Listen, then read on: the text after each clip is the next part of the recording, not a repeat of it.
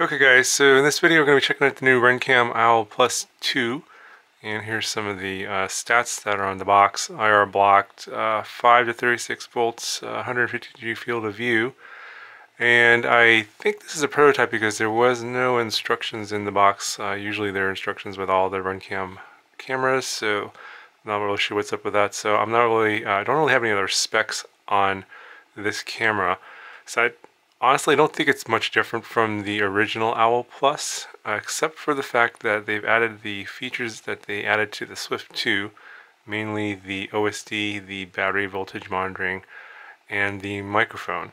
So let's take a comparison look at the old Owl Plus and the new one. So here's the old Owl Plus here on the left.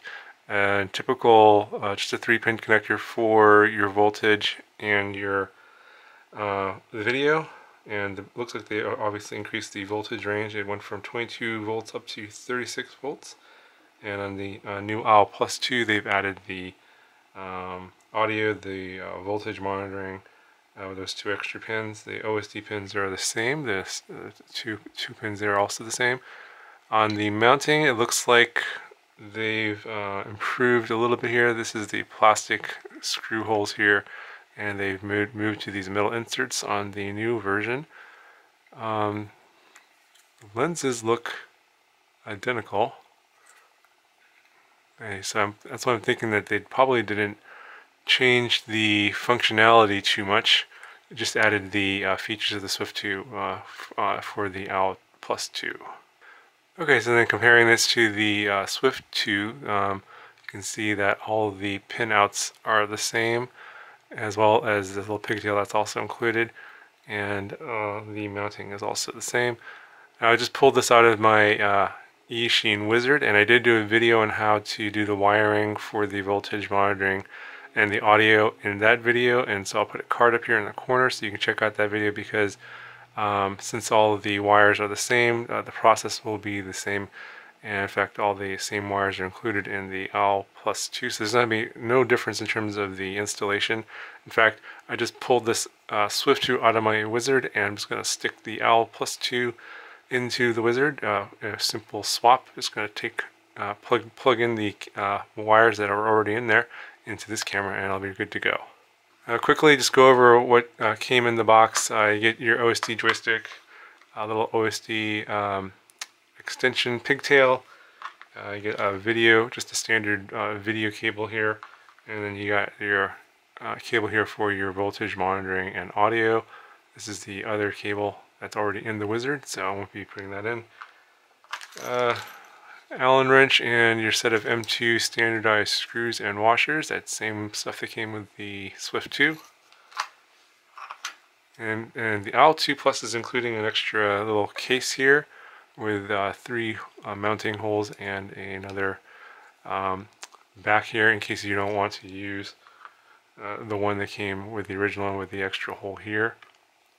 This one just have the 3 holes on the side, and that's it for your mounting options.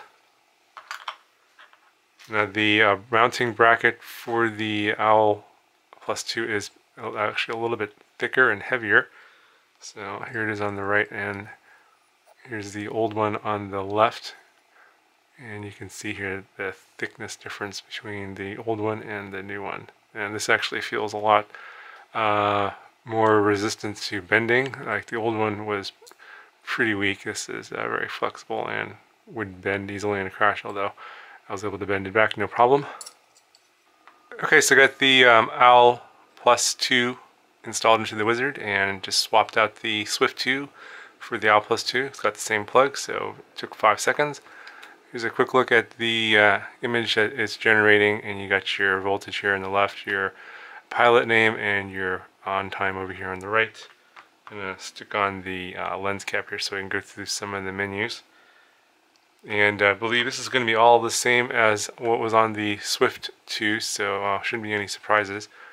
If we take our joystick and long press to the left, that should let us move around the voltage, like so.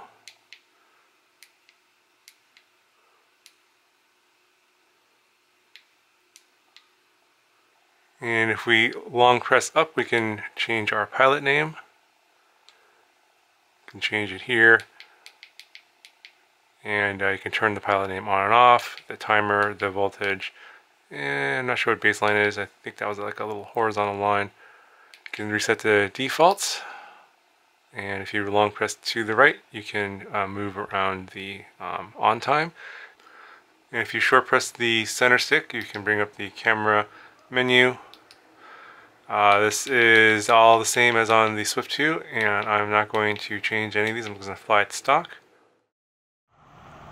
Okay, so this is what the brightness is like in this little field, and there's a parking lot that has lights behind me, so there's a little bit of ambient light.